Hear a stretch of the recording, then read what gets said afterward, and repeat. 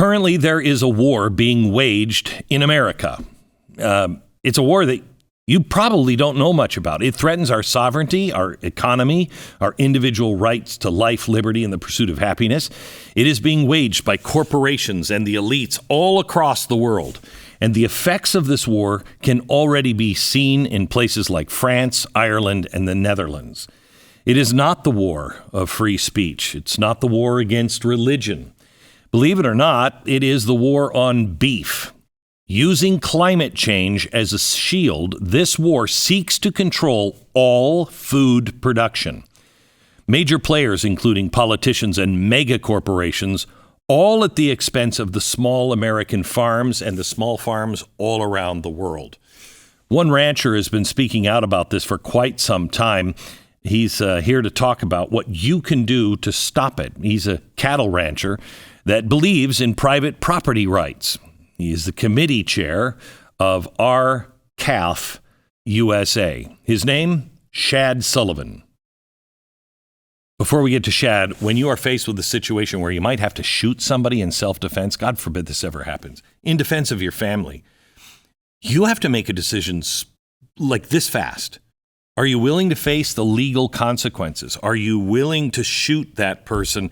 Does it call for it? Do you have it right? The legal consequences, the moral consequences are overwhelming. I carry a gun, so I feel comfortable that I can make that decision. But I wouldn't mind it sometimes having something that maybe is less than lethal to start with. And the pepper spray, whatever. I want to introduce you to the Byrna Launcher. It is the best non-lethal alternative that I've ever heard of. It's legal in all 50 states. No permits or background checks required. It can be used by all ages over 18. And it has powerful deterrents like tear gas and kinetic rounds. 60-foot range. One shot can take out an attacker out of the game for about 40 minutes. I don't know. I think you'd be safe. Byrna, BYRNA.com/Glenn. Get 10% off your purchase now. Check this out. Byrna, BYRNA.com/Glenn.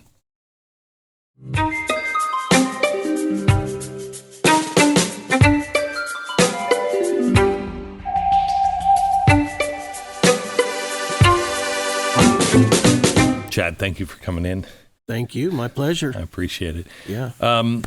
You wrote an amazing letter that I think was so well thought out and talks about what people are facing.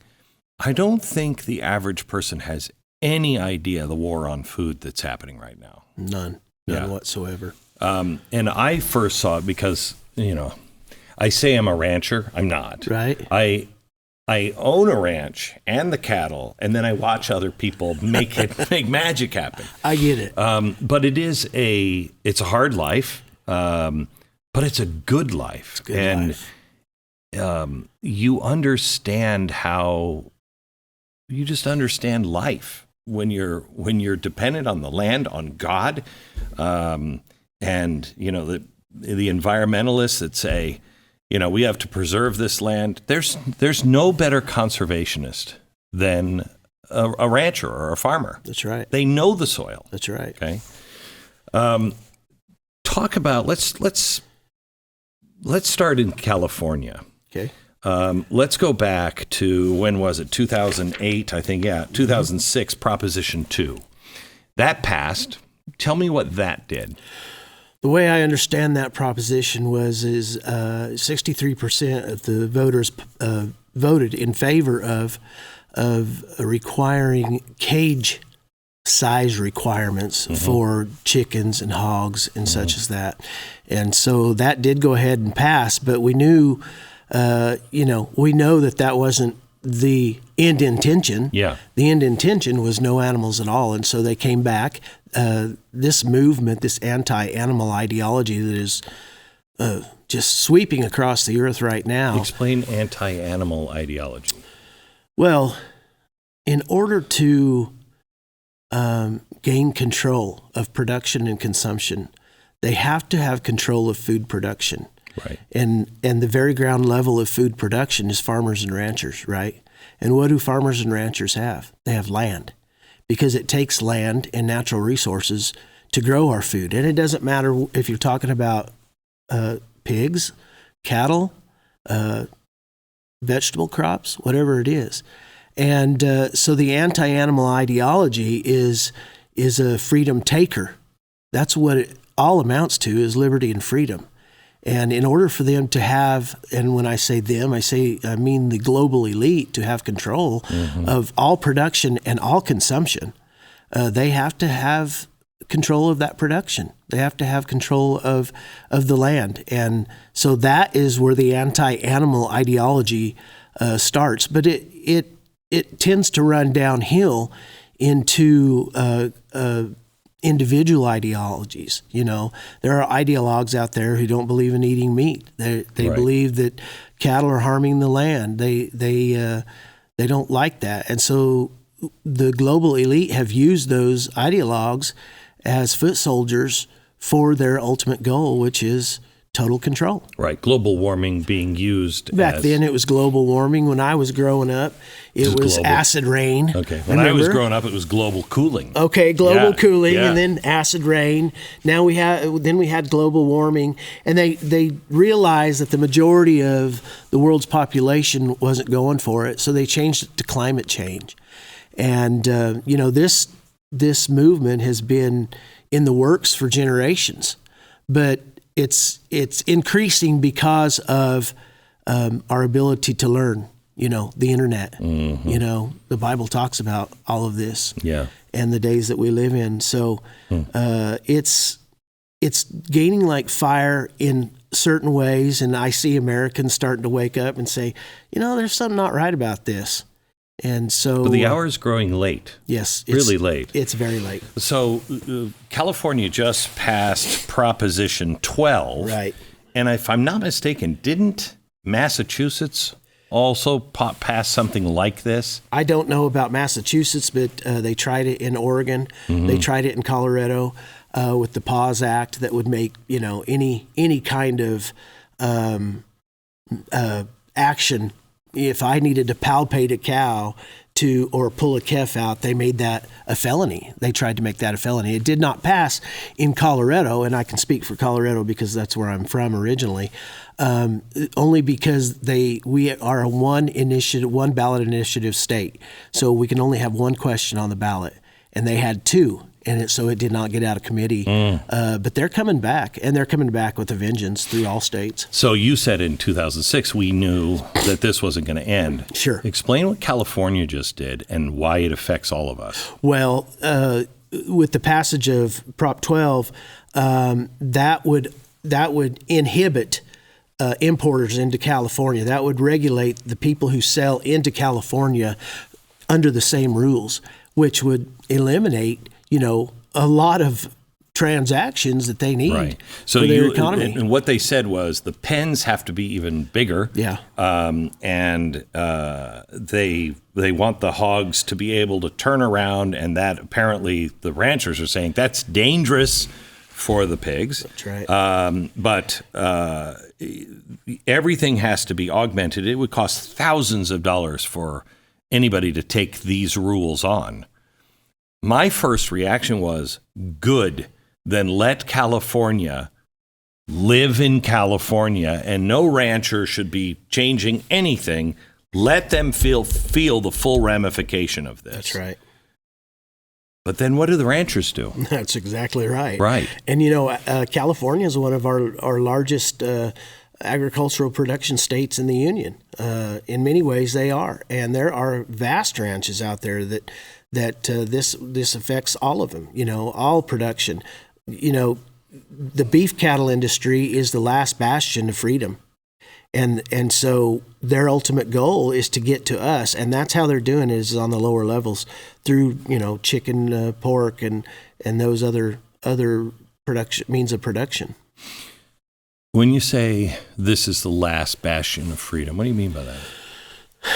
Well, as of right now, every center of production in agriculture is vertically integrated. We've lost the hogs. China owns the hog production in the United States. We've lost the chicken and poultry sectors to corporate control.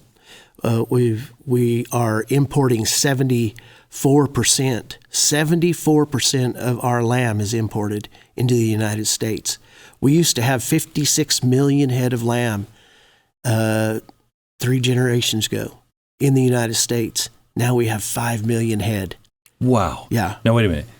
And that is because of regulation, just because you can't make a living at it? What is it? Well, there's a plethora of reasons that come into it. You know, droughts may have an effect, but the overall mechanism here that we've seen come into play is corporate control.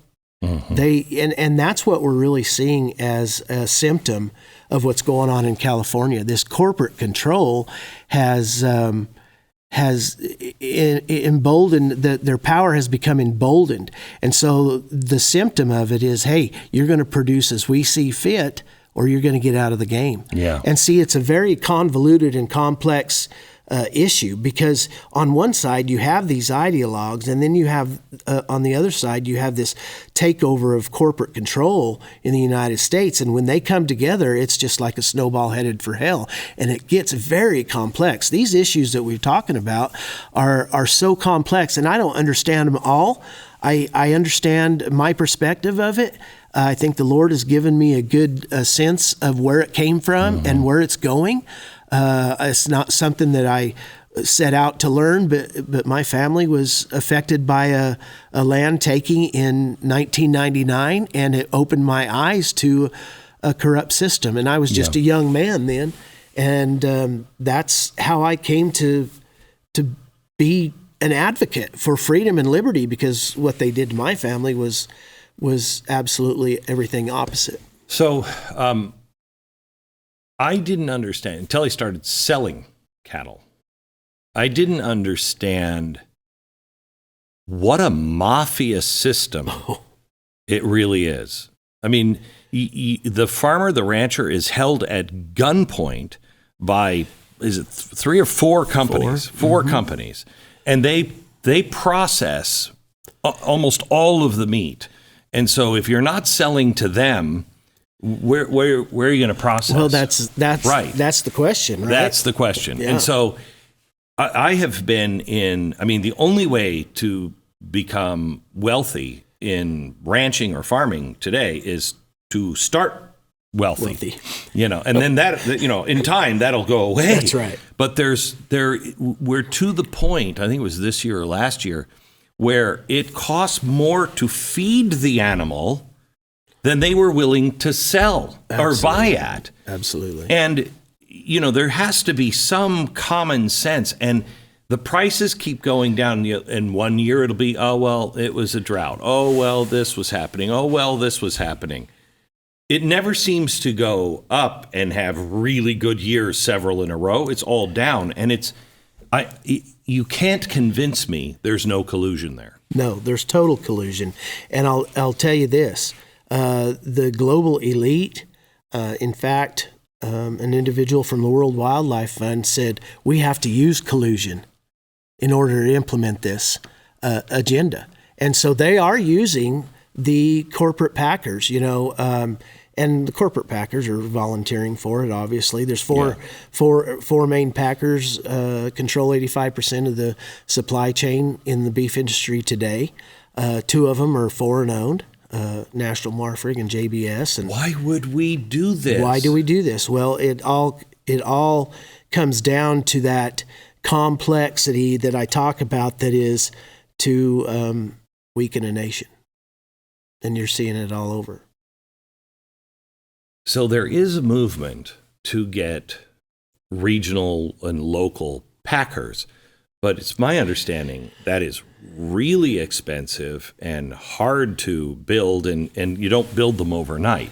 But that's a bunch of ranchers getting together and saying, we've got to cut this beef ourselves. We got to package this beef ourselves, because we're getting robbed and being driven out of business by these giant companies. Yes, sir. If there was anything that COVID did positive for us, it opened Americans' eyes to the instability of concentration. Yes.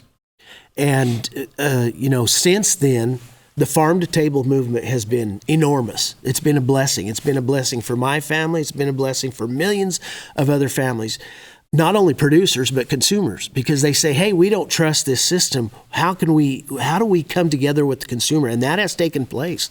And the USDA has come out with programs since COVID that allows for regional and local expansion of our meat packing supply. And I do think that we have been more competitive against the big four packers than ever before. Now, we should break those packers up. We have antitrust laws. Oh, my gosh, You know, the Clayton Antitrust Act, the Sherman Antitrust, packers and stockyards. The fact that those packers, I think two of them, are the leading people on fake meat should tell you everything you need to know. Just last week, Tyson, announced a partnership with fake meat, and they are huge investors. The problem with, as I say, it was a gift. It was something that COVID gave us, was that expansion of those local and regional packing facilities and the ability for us to take our product and sell it locally. But now they're coming in and saying, oh, we got the EPA. We got to go by their environmental regulations. So now there's local and regional packing companies that are going to have to spend millions and millions on wastewater treatment plants in their own organization. And so what does that do? That puts us back out on the street and more dependent. So we have to get on top of all of these things. There's a lot of legislation that's coming forward. It's a farm bill year, hopefully, and there are good things happening, but it's because of a small group of people saying we cannot, our country cannot sustain, and I hate that word, but it's a word, it's been stolen from us, but we cannot sustain what's going on.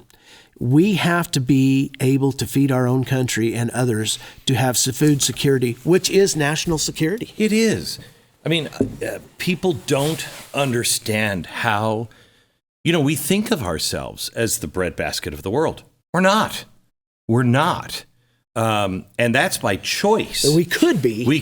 Absolutely. But it's by choice. And I don't think people understand. I said this a few years back when I first came on with, ESG and the World Economic Forum and what they were talking about in Agenda 21 at first. Now it's Agenda 2030.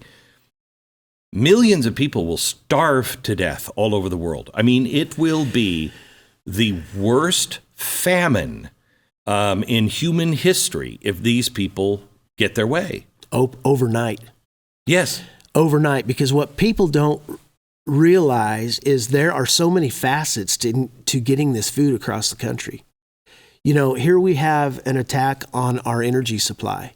What does energy do for Americans? Everything. You look around this room right here, we cannot live without oil.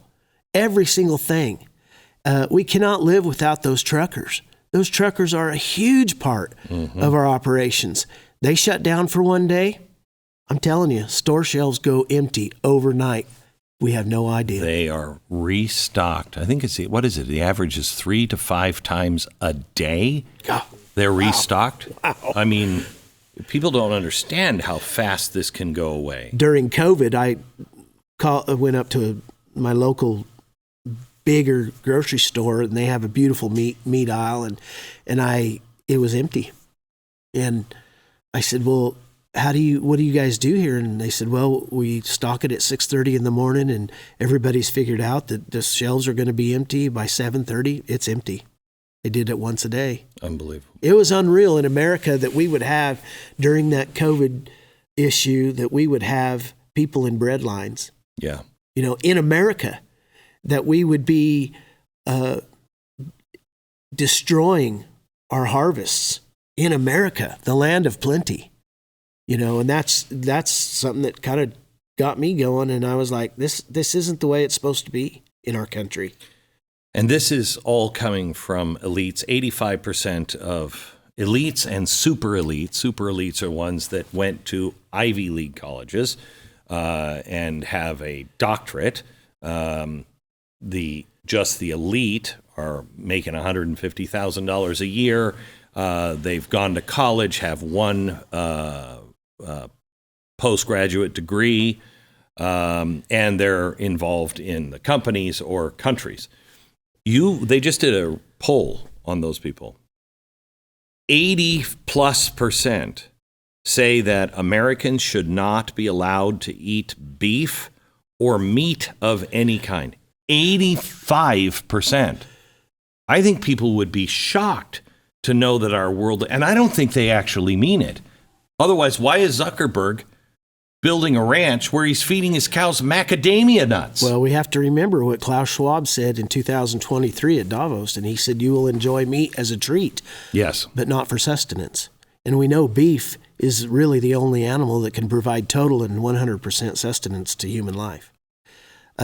These elite that you talk about, I hearken back to my dad. He's gone now, but he was a self-made rancher, started with nothing. And I can say this because this is our business, but we did it with cattle, and it was hard.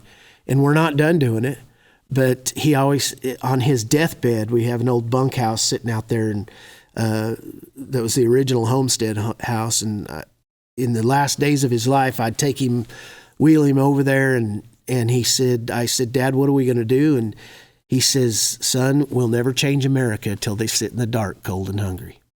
And that's the truth. And he came from a place of suffering, so he understood that. But I think about these elites that you talk about, and I think about them at the same time. I think about all those people in those temperatures pulling calves and breaking ice up in the northern tier last week. I think about somebody on the side of a road with a flat tire. Those elites couldn't even change a flat tire. They couldn't do the most simple things that require real life. And here they are demanding and dictating how we're going to produce and consume, not only in America, but across the world. But what you're seeing in Germany, in Ireland, in the Netherlands, that's coming here. We're on the cusp of it. People don't understand. Netherlands, that is the breadbasket of Europe. The biggest exporter of agriculture products. Right. So you shut the Netherlands down and Europe begins to starve. But they're doing it in country after country, and they are ahead of us. And most people in America see these, farmers, and these radical farmers, as they're called. They're not radical. What are they asking for? Under the UN rules, they regionally and incrementally push that ideology. And that's what you're seeing happen in the European Union. And they use it in the African Union. The only reason they haven't started it here, and they have started it, but they haven't won, and we're not going to let them win, is because the American cattle rancher owns his land.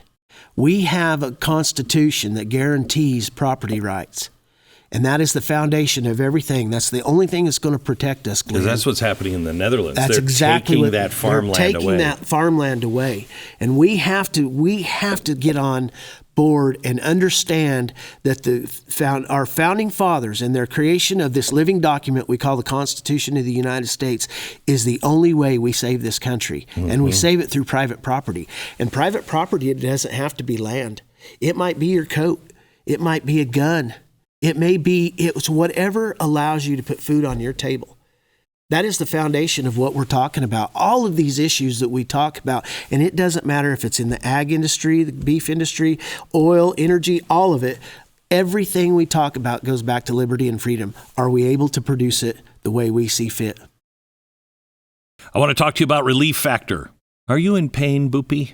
You can come and let me kiss and make it better. No, that's creepy, really creepy.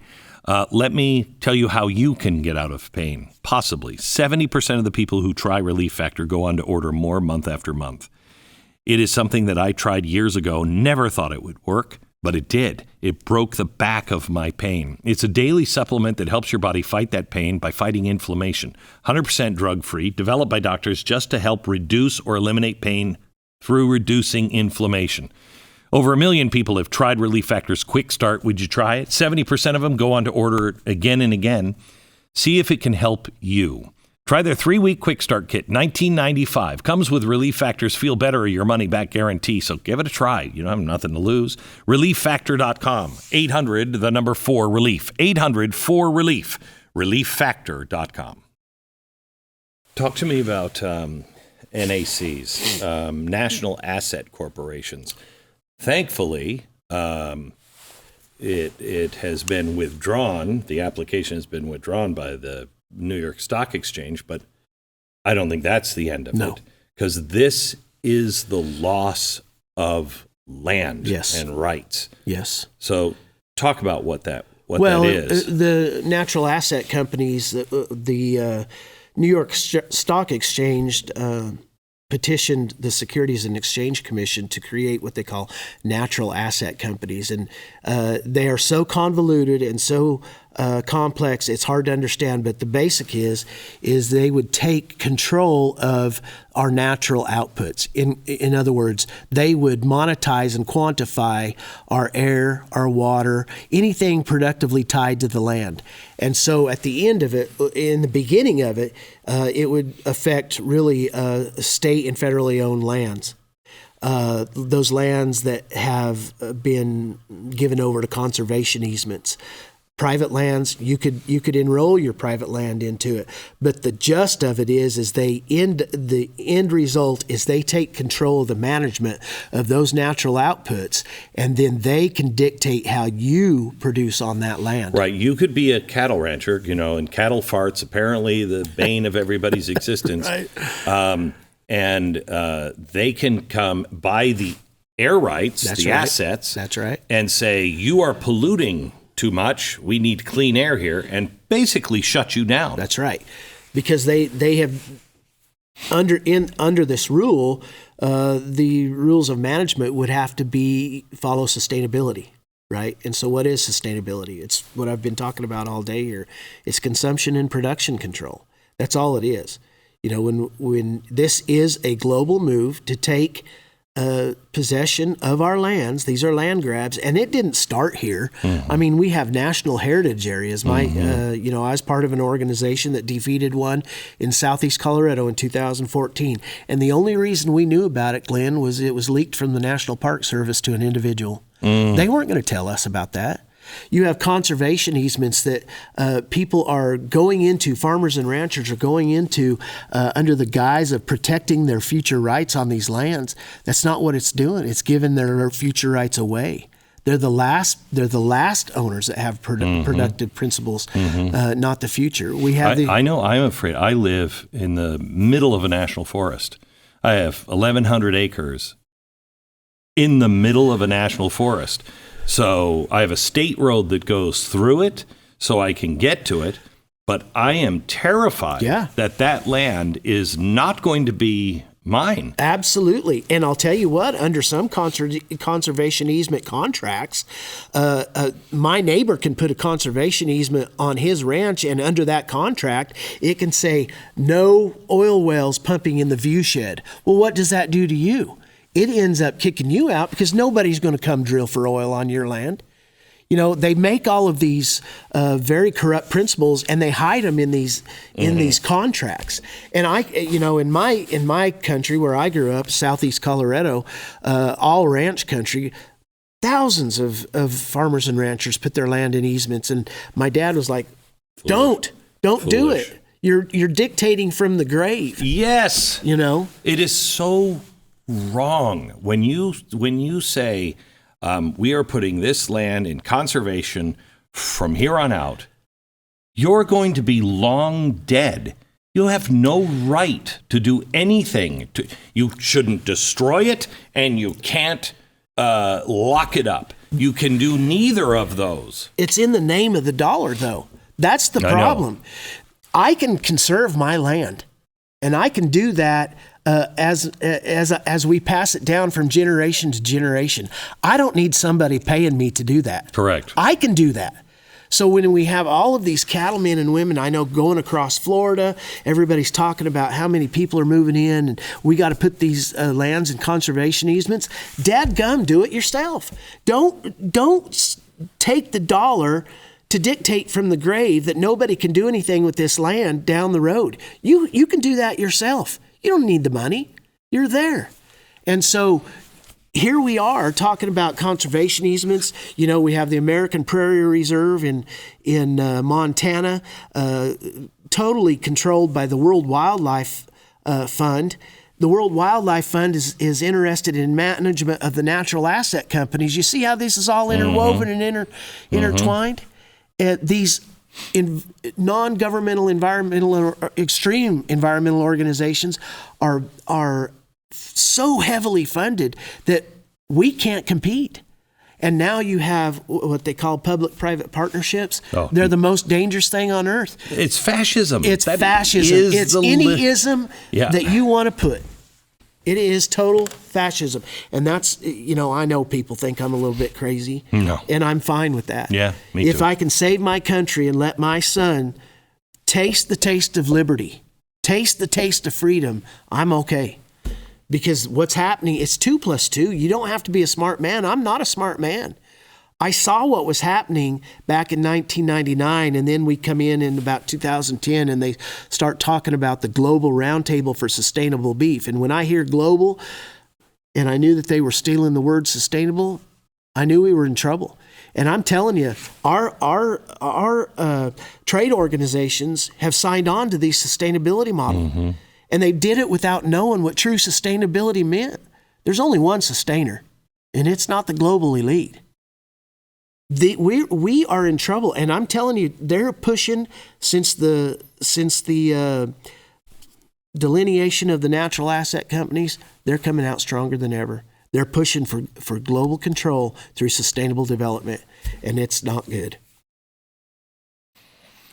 What should the average person do? We can do a lot of things. Number one, we can dedicate ourselves to the U.S. Constitution, that living document. We have to learn it. Number one thing. We have to do it, Glenn. We have to do it. We can support legislation by our state and national leaders that are actually on our side. Most of them are not on our side, even the Republicans. No. I say Republicans, Democrats, wings on the same bird. But there are a few Republicans out there that treasure liberty. So we have to support them and we have to help them. We have to run for our local governments because they've infiltrated, cleared out. These extremists, these ideologues, they're patient. They're so patient. And they've infiltrated clear to the lowest levels. They're in our churches now. You're seeing it. Oh, yeah. You're seeing it. They're absolutely everywhere. And you're right. They're patient. It's all about incrementalism. Yeah. And all of a sudden, if you're not paying attention, you find yourself going, wait a minute, when did that change? Yeah. What happened? Exactly. What happened here? Exactly. And they're now so bold, talking in Washington, Idaho, and Oregon about taking 5 dams down. What happens to the farmer and the rancher in high desert with no water? Yep. It's an unbelievable movement. But we can support local. We can buy local American-made products, and that's why it's so important for us to re-implement mandatory country of origin labeling. Everything we buy in the United States has a country of origin label on it, except beef and pork. Yeah, the little flag means nothing. Product of USA, that means nothing. It means nothing. That means cut in the U.S. They can repackage it. They can cut it, put it in another box, and it becomes a product of the USA. It is so deceptive because, I have a lot of friends across this country, and most of them are cattle ranchers, and we're not on the same side as these issues. I'm not a loyalist. I want to do what's right for the future. What do you mean? Well, a lot of people are loyal to their trade organizations, and you can see that here in Texas big.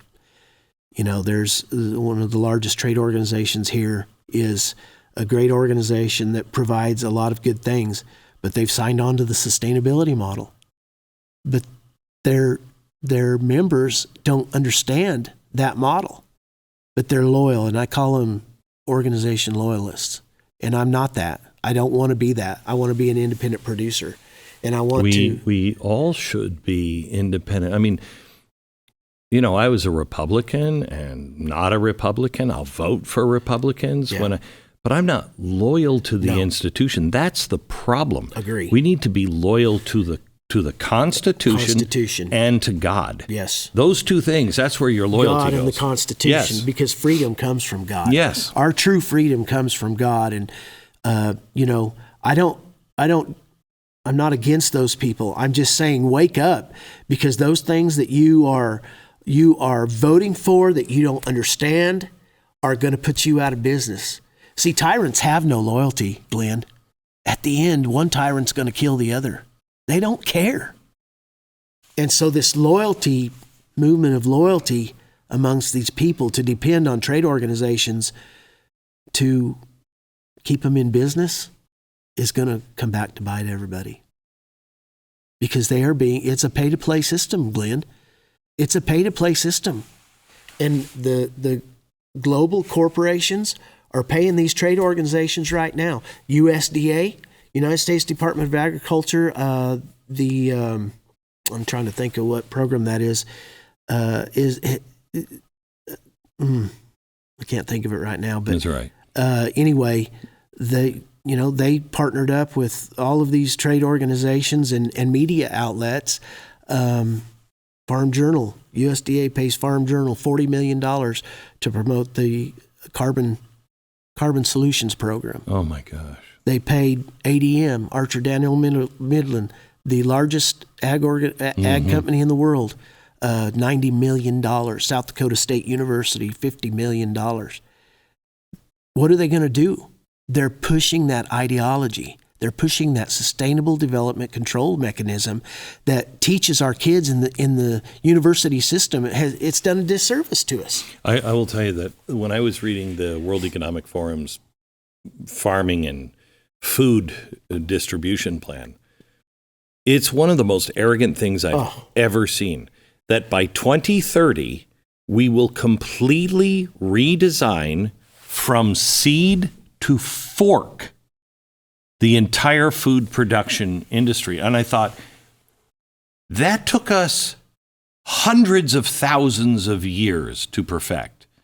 And to get it this close, it's not perfect, but to get it this close, and you're just going to arrogantly, a bunch of eggheads, say, you know what, we're going to do it completely different. That's nuts. Who else did that? Mao, Hitler, Cuba. They all did it. You got caught with seeds, they killed you.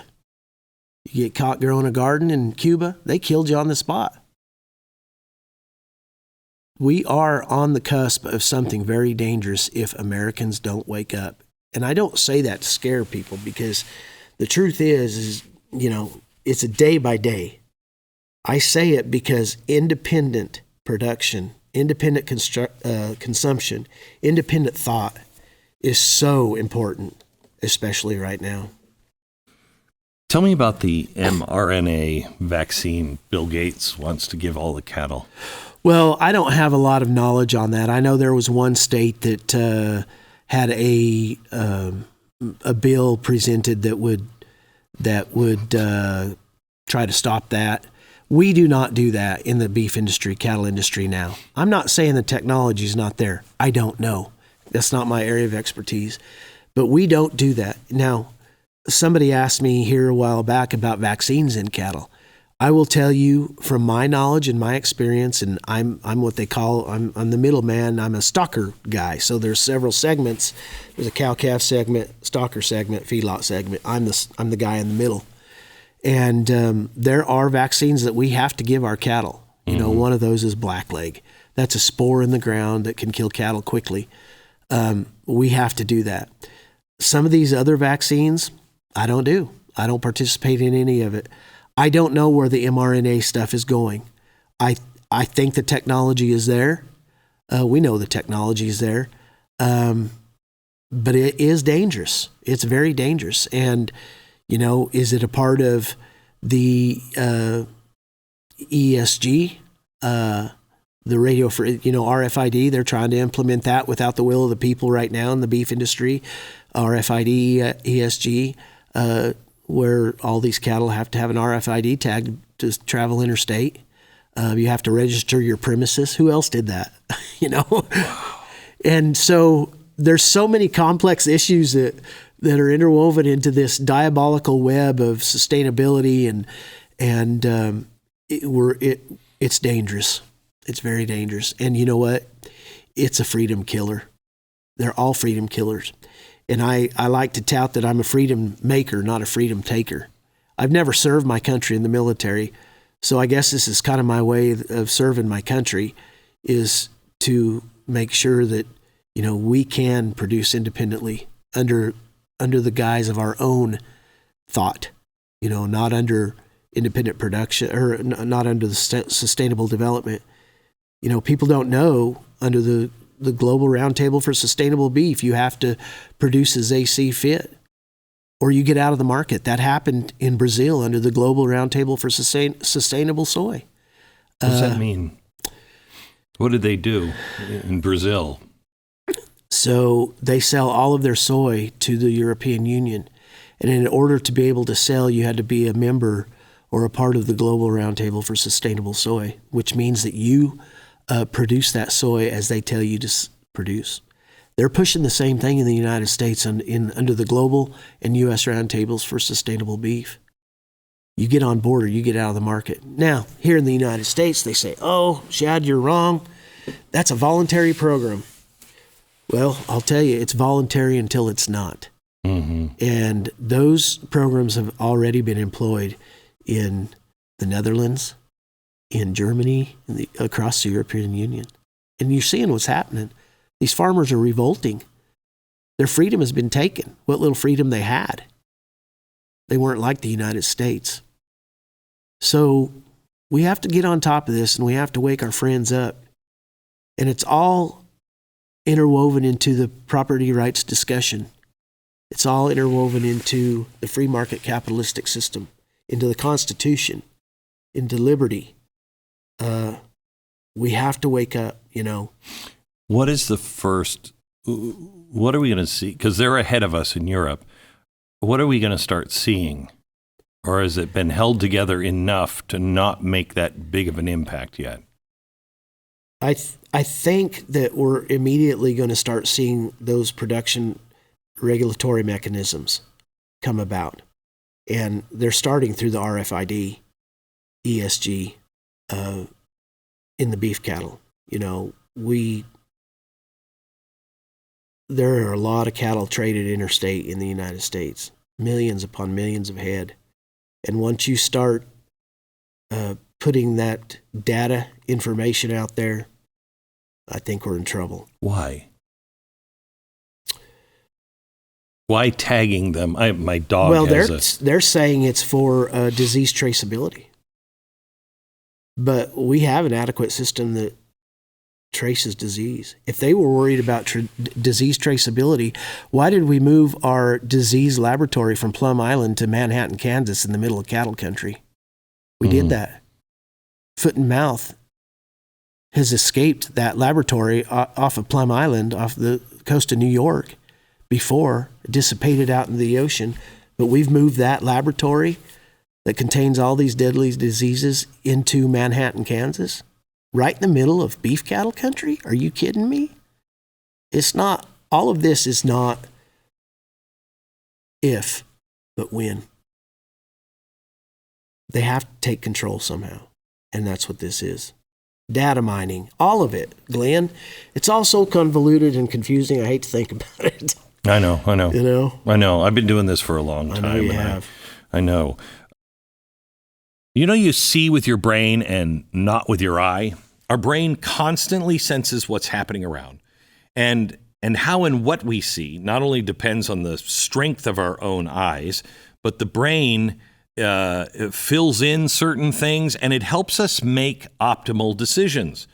This is why you need as much vision field and peripheral vision as possible. Vision is so important to humans that almost half of our brain's capacity, 25% of all of the energy that we expend every day, is powering our eyes. It's an amazing thing. Rodenstock, really well known all around the world. They have come up with what they call biometric intelligent glasses. Your brain will adapt to them nearly instantly. If you've ever put on new glasses and you're like, oh, I got to get used to these, It's instant with this. They feel so natural, relaxing. The way they make the lens, it's like a hot knife through butter. And you'll have a seamless visual experience and visual acuity like you haven't experienced before since wearing glasses. Biometric intelligent glasses with artificial intelligence from Rodenstock. You can find them, only place in America, Better Spectacles. Go to betterspectacles.com/Beck. Schedule your teleoptical appointment. Get your glasses now for 60% off. betterspectacles.com/Beck. Let's talk about labeling here for a second. Grass-fed, I raise grass-fed beef. Me too. But then I sell them, and I know they go to a feedlot. Okay. And now they're eating grain and whatever. And it can still say grass-fed beef, even though at the end they got big and fat and everything off of corn. Yeah. So the label means nothing. It's finished beef, right? That you have to look for. You know, I'm not an expert in that area. I know what I do is I actually finish mine on grass. Southeast Colorado you're able to do that because our grass is so powerful. Mm-hmm.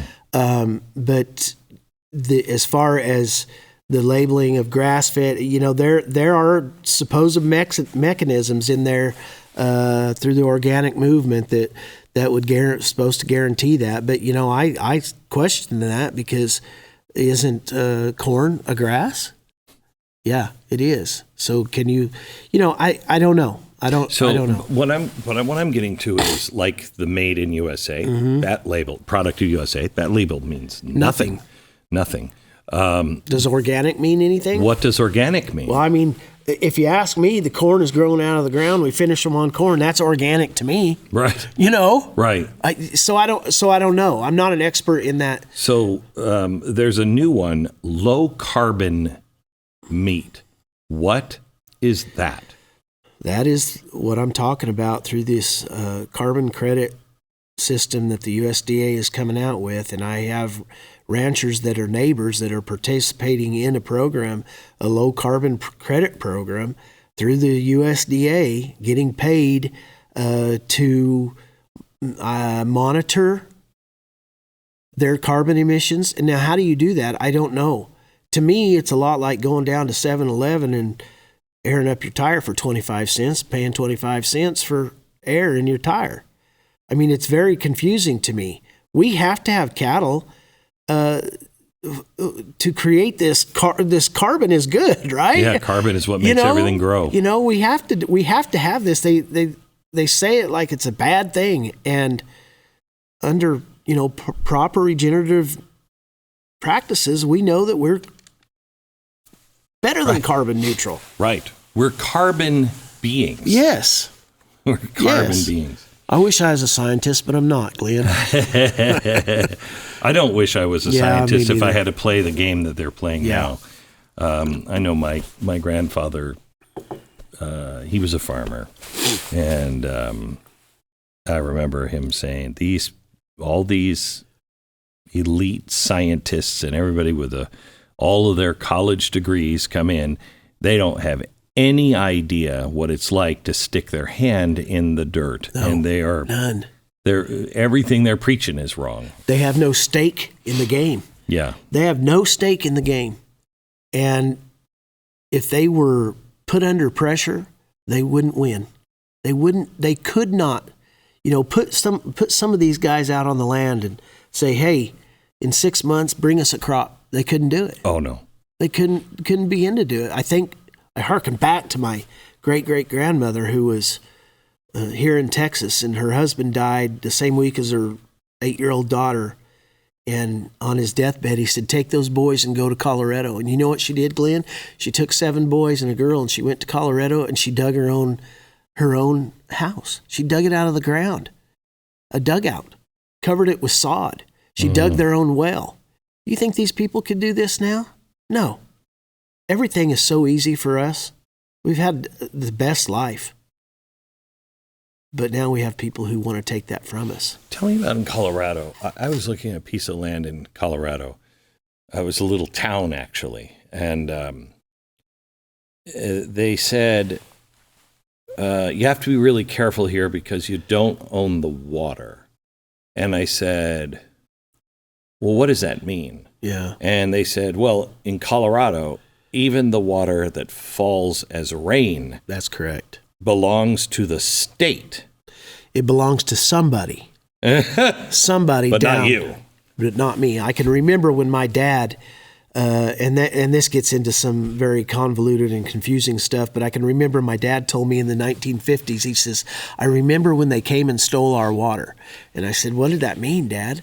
And he said, well, we owned our water under the ground until the 1950s, and the state come in and said, no, that's not your water. You have the right to use it, but it's not yours. They have what they call preemptive rights.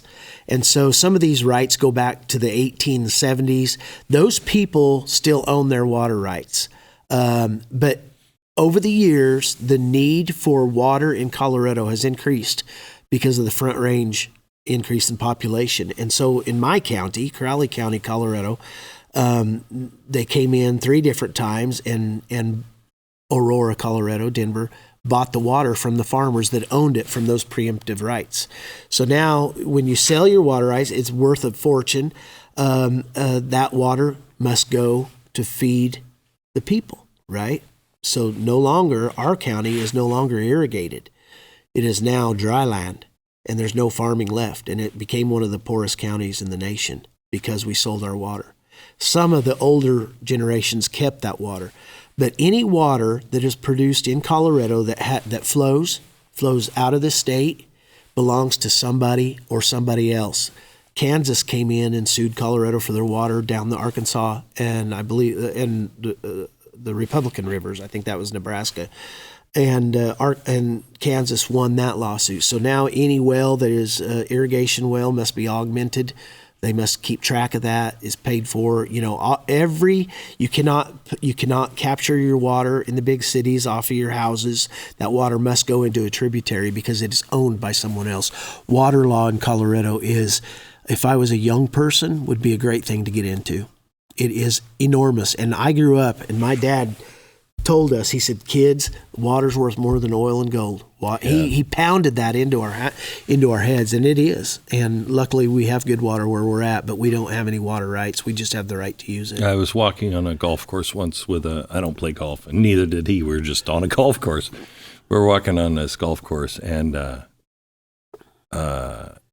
he's a multi-billionaire. And he said, Glenn, buy water. Yep. That's all he said. And then he turned around and started walking. I stood there for a second. I'm like, I don't know what that means exactly. And I run back up next to his side as he's walking. I said, why do I feel like somebody who was walking a golf course with Rockefeller Sr.? Yeah. And he said, buy oil. Yeah. And he said, because it is the next oil. But he said something interesting to me. He said, do not be the owner of the water.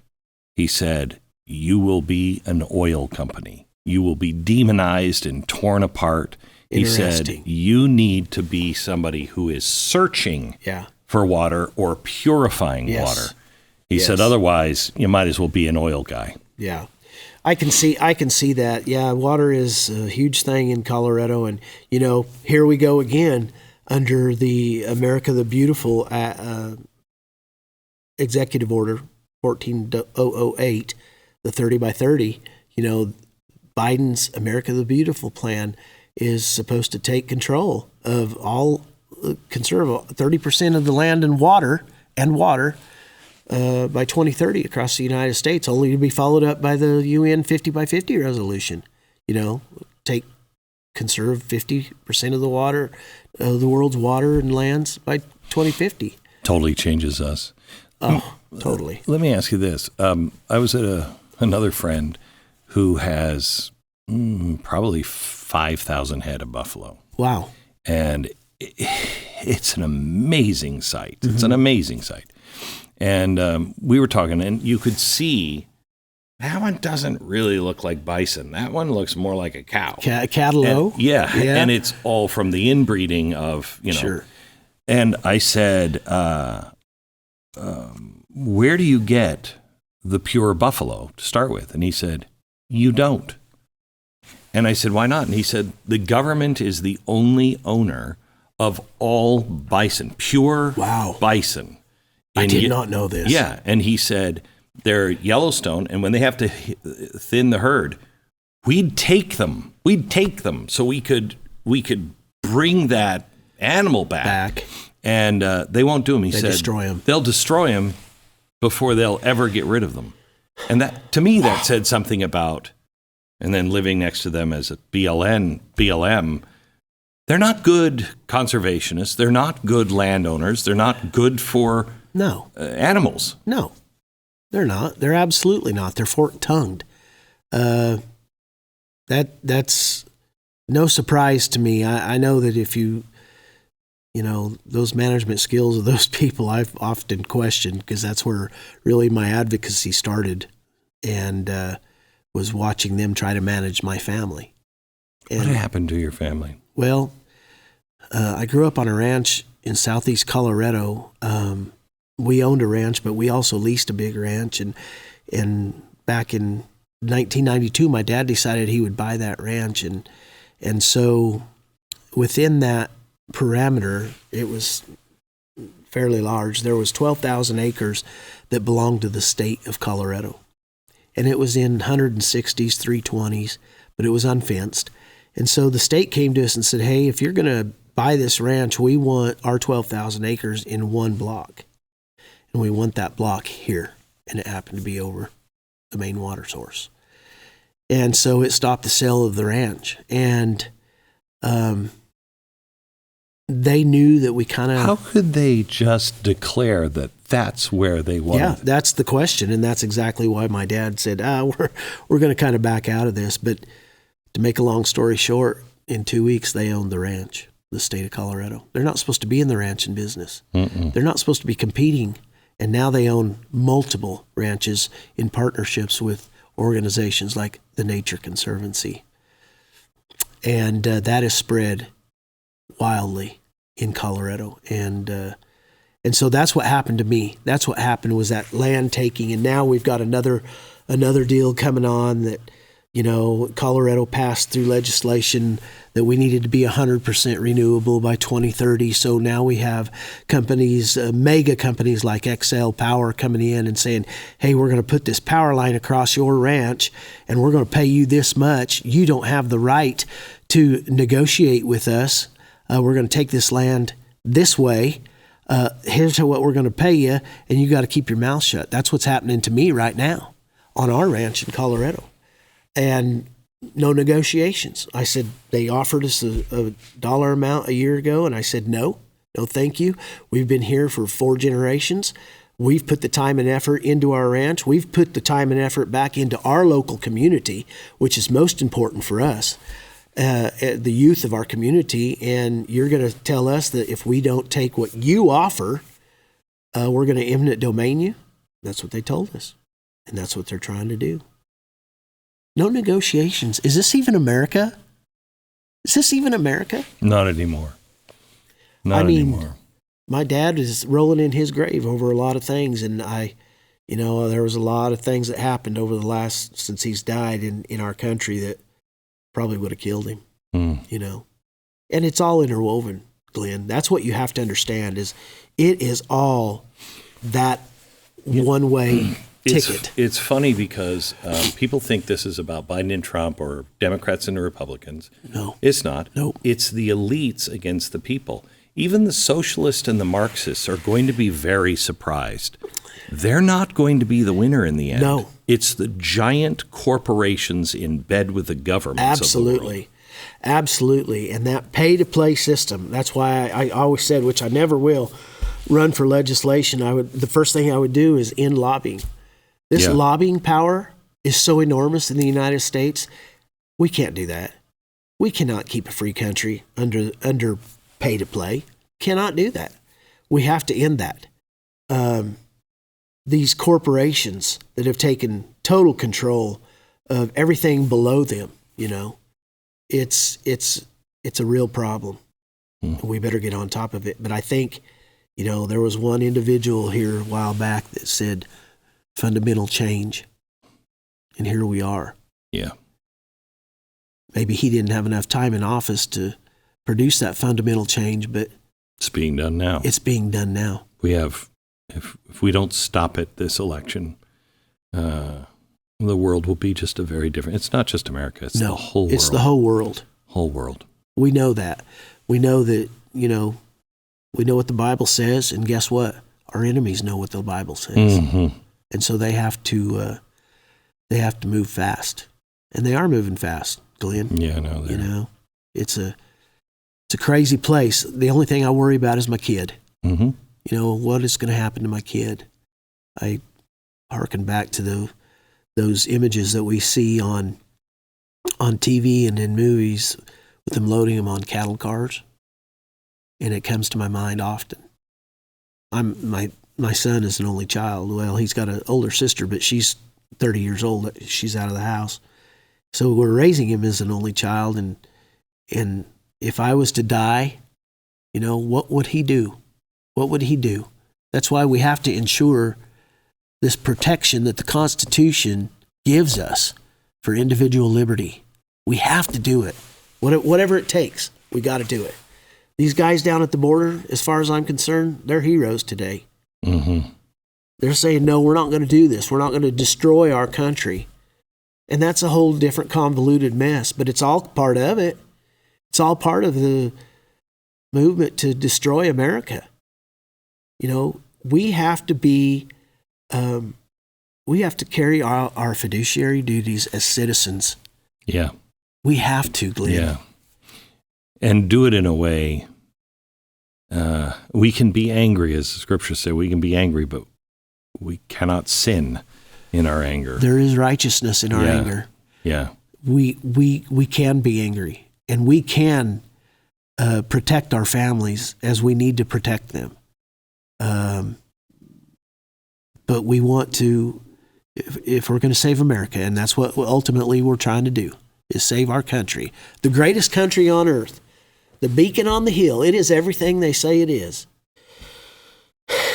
And the blood shed that these men and women, millions of men and women, spilled their blood so we could sit here and talk like this without reprise, hopefully. Yeah. It's a big deal. The good news is we know how it ends. Yes. I don't know what it's going to be like to get to that part, but evil is always conquered, and these rights they belong to him, not to us. Amen. And he's just not going to. I mean, we may lose them, but they'll be found by others someplace else, and freedom will not go away. It just won't. Yeah. Shad, thank you so much. Well, I hope you enjoyed it, and I sure enjoyed the conversation. Yeah, and me too. I'm very thankful for you and for your work. Thank you. You're welcome.